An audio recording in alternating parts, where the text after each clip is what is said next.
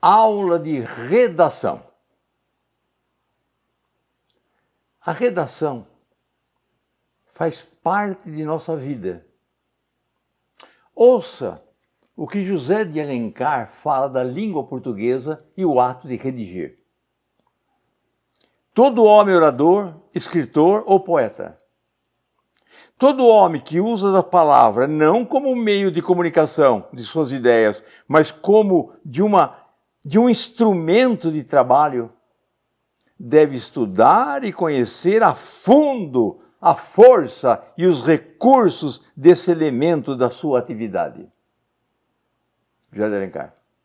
E ao lado dele, Antônio Ferreira, floresça, fale, canta, ouça-se e viva a portuguesa língua, e já onde for, senhora vá de si, soberba e altiva. Redigir é a profissão de todos nós. A toda hora redigimos. E falando especificamente aos alunos que destinam ao vestibular, que estão fazendo colégio,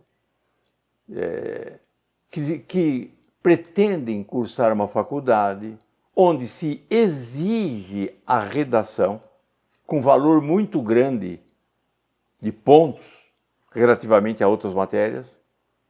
Então, eu resolvi ministrar algumas aulas de redação que eu vou extrair essencialmente do meu livro de minha autoria, Interpretação de Textos, Escolas Literárias e Redação.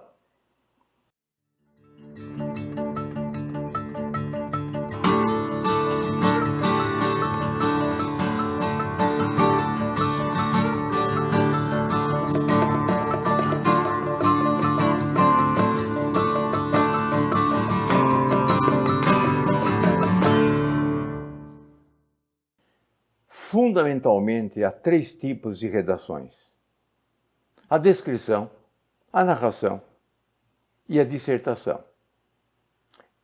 Sei que as faculdades gostam muito de exigir no seu vestibular a dissertação, mas nada impede, e já tem ocorrido, que haja pedido de descrição e de narração.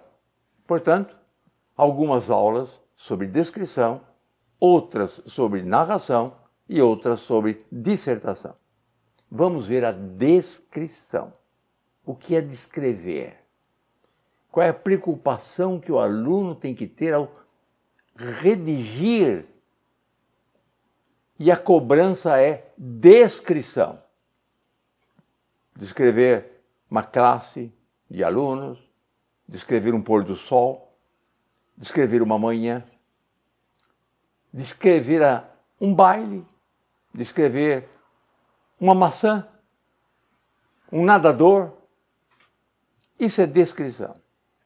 Então permita que eu me recorra a Raul Pompeia, o livro O Ateneu. Vamos ver a descrição que Raul Pompeia faz de um colega de internato em seu livro O Ateneu.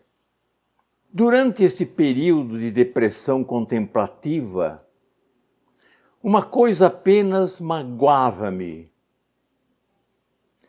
Não tinha o ar angélico de Ribas, não cantava tão bem como ele. Que faria se morresse entre os anjos sem saber cantar? Ribas, 15 anos, era feio, magro, linfático, boca sem lábios, de velha carpideira, desenhada em angústia, a súplica feito boca, a prece perena rasgada em beiços sobre os dentes. O queixo fugia-lhe pelo rosto infinitamente como uma gota de cera pela fuste de um círio. Mas quando na capela, mãos postas ao peito, de joelhos, voltava os olhos para o medalhão azul do teto, que sentimento, que doloroso encanto, que piedade, um olhar penetrante, adorador, de enlevo que subia, que furava o céu, como a extrema agulha de um templo gótico. E depois cantava as orações com a doçura feminina de uma virgem aos pés de Maria, alto, trêmulo, aéreo, como aquele prodígio celeste de garganteio da freira Virgínia em um romance do conselheiro Bastos. Oh, não ser eu angélico como Ribas, lembro-me bem de o ver ao banho. Tinha as omoplatas magras para fora, como duas asas. Bela descrição de um colega de internato, Raul Pompeia. Se o artista não fosse ilustre escritor, ele seria um ilustre pintor. O que acabamos de ouvir é uma pintura. Assim como o pintor, através das cores, retrata um ser, Raul Pompeia, com a pena, retrata um colega. O artista não se contenta em apenas declarar que Ribas era feio, cantor, com ar angelical. Ele compara, demonstra e convence. Aprende com ele. Quando você declara alguma coisa, que aquele domingo saiu para um passeio, que domingo? Descreva. Diminua a extensão do termo. Ele era feio. Feio porque magro, linfático, de cor cadavérica. Feio porque não tinha lábios. A boca lembrava as velhas carpideiras, boca magra, pequena, voltada para dentro. Feio porque não tinha queixo. Parecia o queixo uma gota de cera presa na haste de uma vela. Ribas, diz o autor, tinha expressão angelical. As mãos postas, de joelhos, e os olhos pregados no teto da igreja. Esse seu olhar rasgava o céu como um templo gótico, pontiagudo, fino, mostrando os caminhos do infinito. Ribas cantava bem. Mas não basta a declaração que ele cantava bem. É preciso convencer. Cantava com a doçura feminina, cantava como uma virgem aos pés de Maria, alto, trêmulo, aéreo. Faz alusão a uma obra de conselheiro Bastos, cujo personagem é Virgínia. A visão do autor, que o autor teve no banho, reforça ainda mais a ideia de feiura e da expressão angelical. Omoplatas magras para fora, como duas asas. Magra, portanto, feio. Asas, portanto, anjo. Vamos ver a diferença de personagem e tipo. Nós temos na nossa literatura muitos exemplos de personagem. Os personagens que Machado de Assis criou, todos eles fisicamente descritos e espiritualmente, principalmente psicologicamente descritos. Quando todas as reações do personagem foram previsíveis, nós preferimos chamar de tipo. Assim, as reações de Batman são previsíveis, do Tarzan, de Zorro, são tipos. Mas normalmente os escritores preferem o personagem. A Capitu de Machado de Assis, desculpe insistir em Machado de Assis, mas é o maior escritor de prosa nacional. Vamos ver um tipo em Eça de Queiroz. Em Eça de Queiroz, no Primo Basílio, ele descreve da seguinte maneira o conselheiro Acácio. É um tipo. Observe. Era alto, magro, vestido todo de preto, com o pescoço entalado num colarinho direito, o rosto aguçado no queixo, ia se alargando até a calva, vasta e polida, um pouco amolgada no alto, tingia os cabelos que de uma orelha a outra lhe faziam colar por trás da nuca, e aquele preto lustroso dava, pelo contraste, mais brilho à calva, mas não tinha bigode. Tinha o grisalho, farto, caído ao canto da boca. Era muito pálido, nunca tirava as lunetas escuras, tinha uma covinha no queixo e as orelhas grandes, muito despegadas do crânio. Fora outrora diretor do Ministério do Reino e sempre que dizia El Rei, erguia-se um pouco da cadeira. Os seus gestos eram medidos, mesmo a tomar rapé. Nunca usava palavras triviais, não dizia vomitar. Fazia um gesto indicativo e empregava restituir. Dizia sempre o nosso Garré, o nosso Herculano. Citava muito. É um tipo. Tudo é previsível no conselheiro Acácio. É um tipo. Já que estamos falando de Eça de Queiroz, eu busquei um texto no romance Cidade e as Serras, para mostrar a descrição do poder descritivo de Eça de Queiroz. Observe os adjetivos, observe a colocação que ele faz na adjetivação do texto. Esse romance, Cidade e as Serras, por alguns autores, é considerado o maior e o mais expressivo livro de Eça de Queiroz. Mas eu fico com O Crime do Padre Amaro. E há quem prefira também os Maias. Mas, já que estamos falando de descrição, vamos ver a descrição que Eça de Queiroz faz ao descrever os personagens em busca de uma serra. Sai da cidade em busca da serra. Ou seja, ele quer mostrar e demonstrar que o campo é mais salutar que a cidade. Daí Cidade e as Serras. Vamos ver os personagens ingressando no campo. Por toda a parte a água sussurrante, a água fecundante. Espertos regatinhos fugiam, rindo com os seixos dentre as patas da égua e do burro. Grossos ribeiros assodados soltavam com fragor de pedra em pedra.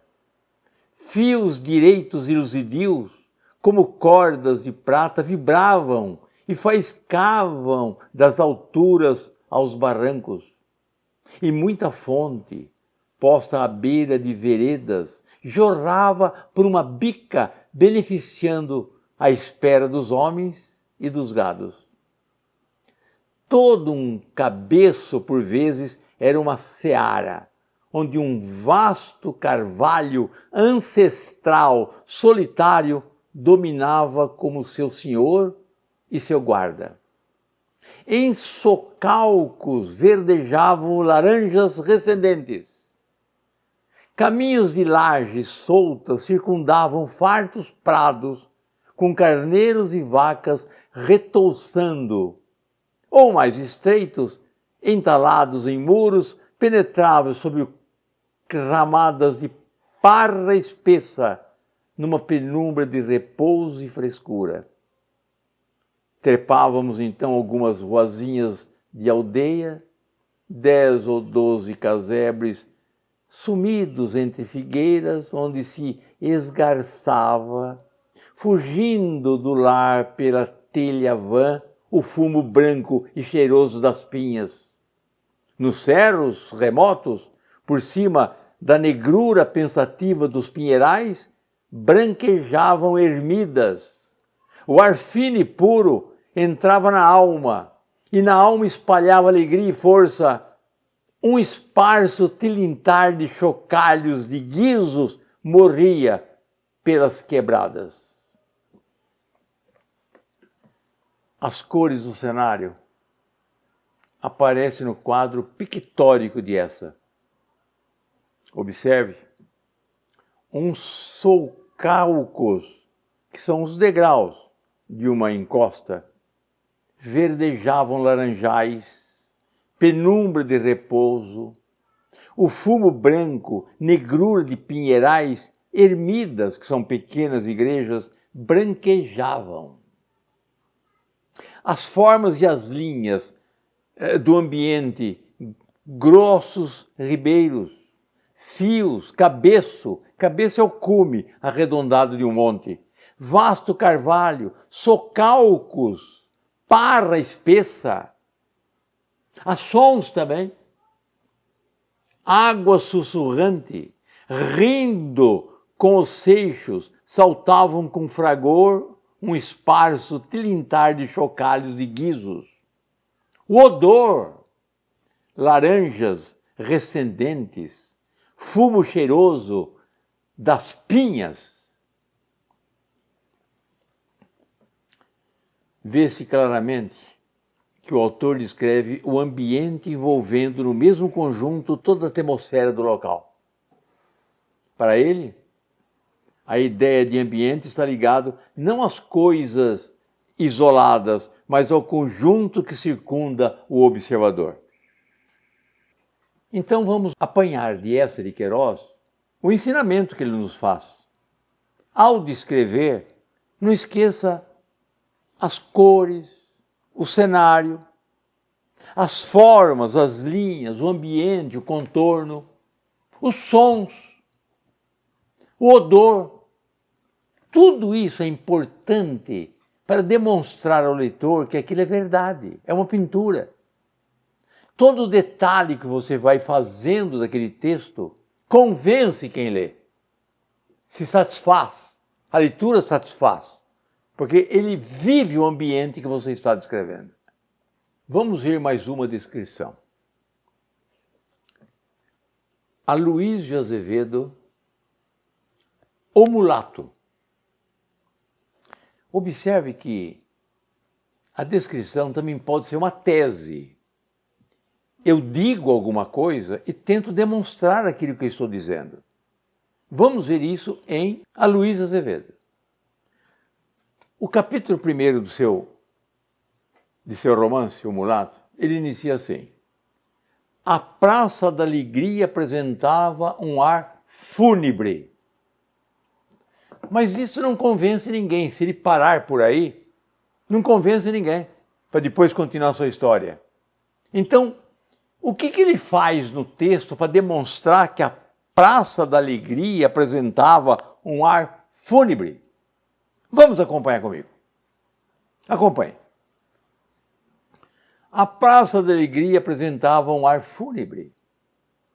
De um casebre miserável, de portas e janelas, ouviam-se gemer os armadores enferrujados de uma rede e uma voz tísica e aflautada de mulher cantar em falsete a gentil Carolina Arabella. Do outro lado da praça, uma preta velha, vergada por um imenso tabuleiro de madeira, sujo, ceboso, cheio de sangue, coberto por uma nuvem de moscas, apregoava em tom muito arrastado e melancólico: fígado, rins, coração. Era uma vendedeira de fatos de boi. As crianças duas, com as perninhas tortas pelo costume de cavalgar as ilharcas maternas, as cabeças avermelhadas pelo sol, a pele crestada, os ventrezinhos amarelentos e crescidos, corriam e guinchavam, empinando papagaios de papel. Um ou outro branco, levado pela necessidade de sair, atravessava a rua, suando, vermelho, afogueado à sombra de um enorme chapéu de sol. Os cães, estendidos pela calçadas, tinham uivos que pareciam gemidos humanos. Movimentos irascíveis mordiam o ar, querendo morder o mosquito. Ao longe, para as bandas de São Pantaleão, ouvia-se apregoar: arroz de Veneza, manga, macajubas. Às esquinas, nas quitandas vazias, fermentava um cheiro acre de sabão de terra e aguardente. O quitandeiro, assentado sobre o balcão, cochilava a sua preguiça morienta, acariciando seu imenso e espalmado pé descalço. Da praia de Santo Antônio, enchiam toda a cidade os sons invariáveis e monótonos de uma buzina anunciando que os pescadores chegavam do mar. Para lá, convergiam, apressadas e cheias de interesse, as peixeiras, quase todas negras, muito gordas, o tabuleiro na cabeça, rebolando os grossos quadris trêmulos e as tetas opulentas. A Luísa Azevedo. A Praça da Alegria apresentava um ar fúnebre. É ou não é verdade? E por contraste, a Praça da Alegria apresentava um ar fúnebre. Vamos tomar esse texto, explicar melhor, para mostrar aos senhores como se faz a descrição. Como que o autor se preocupa em impressionar com o quadro que ele está pintando. Ele diz, a Praça da Alegria, de que fala o texto, fica em São Luís do Maranhão. O autor inicia a descrição com uma tese. A Praça da Alegria apresentava um ar fúnebre. Vamos retirar do texto os adjetivos para comprovar que de fato é fúnebre. Procure comigo os adjetivos no texto. Fúnebre, miserável, enferrujados, tísica, velha, vergado, ou melhor, vergada, sujo, ceboso, melancólico, amarelento, acre. Tudo isso para dizer que ele tem razão. A Praça da Alegria amanhecera fúnebre. Vamos ver os verbos. Comigo. Procure o verbo. Vê se de fato o verbo indica isso. Suando. Fermentava. Como é que os personagens colaboram com o aspecto fúnebre da praça? Vamos destacar. A voz tísica da mulher, tuberculosa. A preta, velha e vergada. As crianças nuas de ventre amarelentos. O branco suando e vermelho. O quitandeiro de preguiça morienta. Tem linhas e formas? Tem linhas e formas. Praça, casebre, porta, janela, armadores, rede, tabuleiro, perninhas tortas, esquinas grossos quadris, tetas opulentas e por aí afora.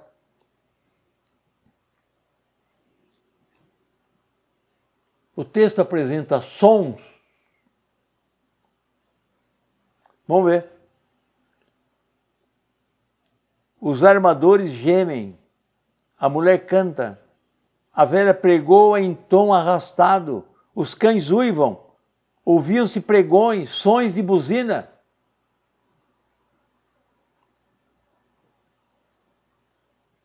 Era um dia de calor. O autor demonstra isso. Tabuleiro sujo, ceboso, cheio de sangue, fermentava um cheiro acre de sabão, de terra e aguardente.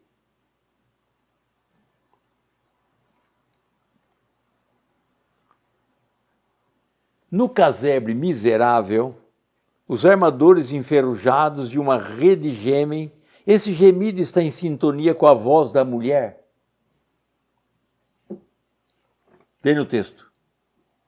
Os armadores estão enferrujados e a voz da mulher, a mulher é tísica. É uma voz tísica. E a voz da mulher está em sintonia com o título da música que ela canta?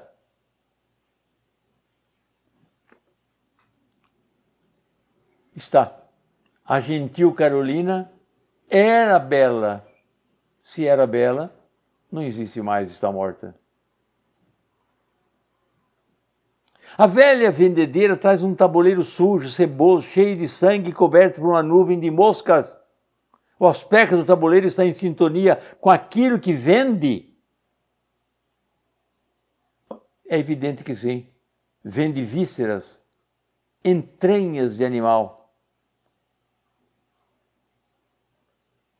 Por que as crianças têm perninha torta? Pelo costume de cavalgar as ilhargas maternas, que fica às costas da mulher quando ela vai ao trabalho. Por que as cabeças são avermelhadas? O sol. Por que a pele crestada? O sol. Por que os ventrezinhos são amarelentos? Amarelão. Ancilostomose. Por que crescidos? Ventre crescidos, por quê? Amarelão. A mesma doença. Barriga d'água. Os cães se igualam aos seres humanos. É evidente, seus uivos parecem gemidos humanos.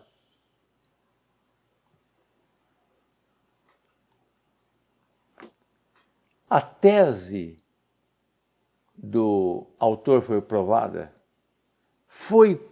Ele demonstrou que a Praça da Alegria apresentava um ar fúnebre, sem dúvida. Isso é uma descrição. Permita-me que traga em meu socorro Vygotsky. Ouça o pensamento dele. A palavra desprovida de pensamento é uma coisa morta. E um pensamento desprovido de palavra permanece uma sombra. Ou seja, pensamento é a fala sem som.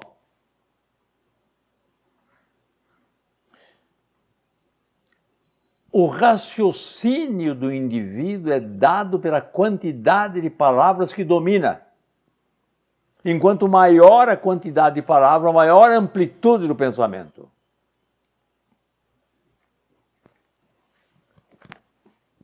Inscrevam-se no meu canal no YouTube.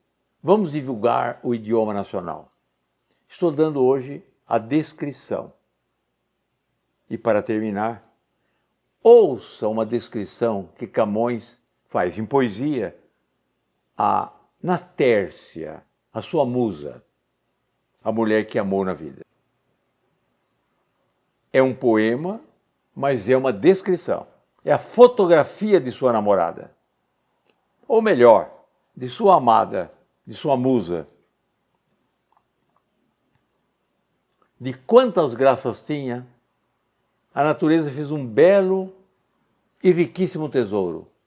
E com rubis e rosa, neve e ouro, formou sublime e angélica beleza. Pôs na boca os rubis, e na pureza do belo rosto as rosas por quem morro. No cabelo, o valor do metal louro. No peito, a neve em que a alma tem acesa. Mas nos olhos mostrou quanto podia e fez deles um sol, onde se apura a luz mais clara que é do claro dia. Enfim, senhora, em vossa compostura, ela a apurar chegou quanto sabia. Em ouro, rosas, rubis, neve e luz pura. A minha pátria é a língua portuguesa.